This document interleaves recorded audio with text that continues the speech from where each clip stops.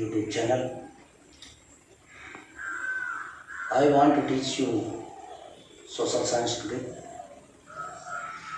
but due to coronavirus epidemic, we are adopting a new method, and we want to advise you to interact with conference through Google Meet. बच्चों कक्षा 10 के जो छात्र एवं छात्राएं हैं, सर्वप्रथम उन्हें सामाजिक विज्ञान के लिए कुछ मेथड अपनाने होंगे। एक हिंदी सब्जेक्ट है, भारी भरकम है कक्षा 10 के छात्र छात्राओं के लिए, अतः आपको पॉइंट वाइज नोट्स बनाने हैं। अपनी पुस्तक से कंसल्ट करना है, चैप्टर वाइज आप पढ़ते चलें, पेंसिलिंग करें, स्वयं के नोट्स बनावें और उसे मेमोराइज भी करें। सन और तिथियां अवश्य याद रखें, विशेषकर जब हम विश्व स्तर पर इस महामारी से जूझ रहे हैं, तो एक माध्यम है कि हम आपको वीडियो के माध्यम से, यूट्यूब के माध्यम से, वर्चुअल व्हाट्सएप ग्रुप के माध्यम से या गूगल मीट के माध्यम से हम आपको कुछ प्रेरणा दें। एक ऐसा माहौल है, एक ऐसा माहौल बन चुका है पूरे देश में कि ऐसा लग रहा है कि विद्यालय और कॉलेज काफ़ी दिनों तक बंद रहेंगे। इस क्रम में मैं आपको ये बताना चाहूँगा कि ये आपके लिए घर में अगर आप समय बर्बाद कर रहे हैं तो आप अपने साथ बुरा कर रहे हैं। इसलिए आप नियमित जो सरकारें टीवी के माध्यम से या हमारे जो विद्यालय हैं, विद्यालय के जो हमारा स्टाफ है, जो वीडियो या व्हाट्सएप ग्रुप के माध्यम से आपको पढ़ा रहे हैं, उसको आपको सावधानीपूर्वक और बहुत ही गंभीरतापूर्वक इसे लेना होगा, अन्यथा आपका आने वाला भविष्य प्रभावित होगा। आज हम आपको इतिहास का पहला चैप्टर आपको पढ़ाने जा रहे हैं। इसका शीर्षक है भारत और समकालीन विश्व, जिसमें हम घटनाएं और प्रक्रियाओं का उल्लेख करेंगे। एक समय था जब पूरे विश्व में अलग अलग देशों में राजतंत्र हुआ करता था और कोई एक व्यक्ति शासक बनकर सैकड़ों वर्षों तक, कई वर्षों तक शासन करता था। उसमें जनता का कोई प्रतिनिधित्व नहीं होता था। जब जनता की, पब्लिक की, आम लोगों की भावनाएं प्रभावित होती हैं या उन्हें अपनी ज़िंदगी से जूझना पड़ता है, तब कहीं लोग सरकारों या राजतंत्रशाही के खिलाफ उठ खड़े होते हैं और वहीं से क्रांतियां शुरू हो जाती हैं। क्रांतियों का युग ये सर्वप्रथम यूरोप से प्रारंभ होता है, जहाँ से यूरोप में राष्ट्रवाद का जन्म होता है, राष्ट्रवाद का उदय होता है। हम आपको ये बताना चाहेंगे कि फ्रांस में यूरोप में राष्ट्रवाद का उदय किस प्रकार से होता है, ये मैं आपको बताऊंगा। सर्वप्रथम मैं इसका विषय प्रवेश बता देता हूँ। फ्रांस के एक प्रसिद्ध कलाकार थे फ्रेडरिक सारियू। फ्रेडरिक सारियू ने सन 1848 में 4 चित्रों की एक श्रृंखला का निर्माण करते हैं, रचना करते हैं, और इस चित्र में यूरोप और अमेरिका के लोग दिखाए गए। इस चित्र में सारियू ने एक संसार का चित्रण किया। वो काल्पनिक संसार कलाकार की लेखनी से चित्रित किया हुआ एक काल्पनिक ऐसा संसार जिसमें जनतांत्रिक और सामाजिक गणतंत्रों का सपना बुना गया था। इस चित्र में सभी आयु और सामाजिक वर्गों के स्त्री पुरुष एक लंबी कतार में स्वतंत्रता की प्रतिमा की वंदना करते हुए जा रहे हैं। ऐसा सारियू चित्रकार ने अपने चित्र में उल्लेख किया।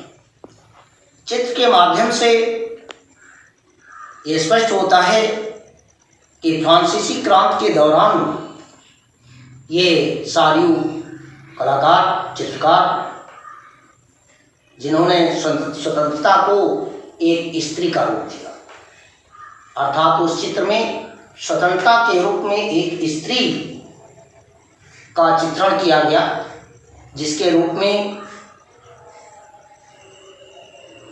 उस यूरोप में अमेरिका के लोग हाथ में ज्ञानोदय की मशाल लिए हुए मनुष्य के अधिकारों का घोषणा पत्र प्रदर्शित किया।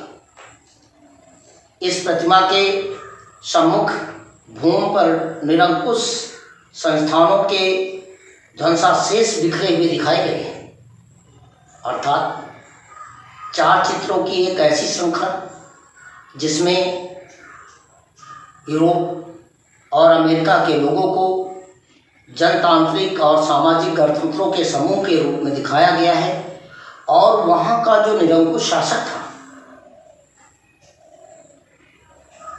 उन्हें चारों तरफ बिखरा हुआ दिखाया गया। 19वीं सदी के दौरान यूरोप में राष्ट्रवाद एक ऐसी शक्ति बनकर उभरा जिससे यूरोप के राजनीतिक और मानसिक जगत में प्रबल परिवर्तन हुए। इन परिवर्तनों के फलस्वरूप यूरोप में राष्ट्र राज्य का उदय हुआ।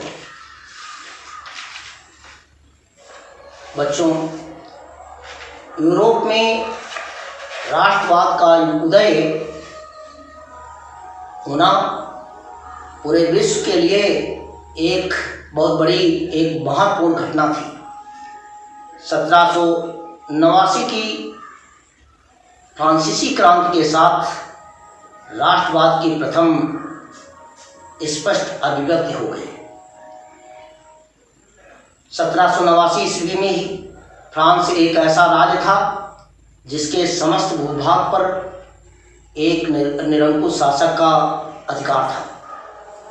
फ्रांसीसी नागरिकों के समूह में फ्रांसीसी क्रांति से जो राजनीतिक और संवैधानिक परिवर्तन हुए, उनसे प्रभुसत्ता राजतंत्र से निकलकर फ्रांसीसी नागरिकों के समूह में हस्तांतरित होने लगे।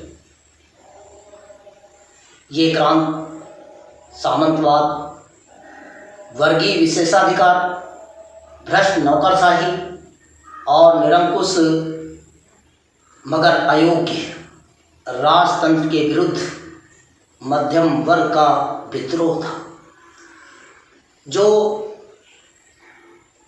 रोटी के लिए परेशान थे, जो भुखमरी के कगार पर थे। ऐसा एक वर्ग जो कारखानों में काम करता था किंतु उसे मजदूरी नहीं मिलती थी। उन्हें थोड़ा सा अन्न दिया जाता था जिससे वे और उनके बच्चे भरपेट भोजन नहीं कर पाते थे।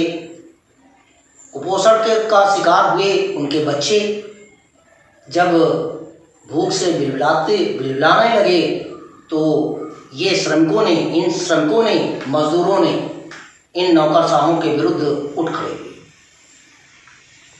इस क्रांति के साथ ही विश्व में राष्ट्रीय जागरण और राष्ट्रीय विद्रोह का इतिहास प्रारंभ होता है। इस क्रांति के साथ ही विश्व में राष्ट्रीय जागरण और राष्ट्रीय विद्रोह का इतिहास प्रारंभ हो जाता है, अर्थात विश्व के अनेक ऐसे देश जो राजतंत्र के अधीन थे, वहाँ के भी श्रमिक, मजदूर, मध्यम वर्ग, किसान सभी उस राजतंत्र शाही के खिलाफ उठ खड़े हुए और विद्रोह करना शुरू कर दिए। इस प्रकार से एक समय ऐसा आया जब निरंकुश शासकों को उठाकर बाहर कर दिया गया और एक चुनी हुई सरकारों का गठन हुआ, राष्ट्रीयकरण हुआ और फिर औद्योगिक क्रांति की श्रृंखला आरंभ हुई। आज मैं आपको इस यूरोप की क्रांति के विषय में बतला रहे हैं। मैंने आपको ये बतलाया कि यूरोप की क्रांति से विश्व पर क्या प्रभाव पड़ा।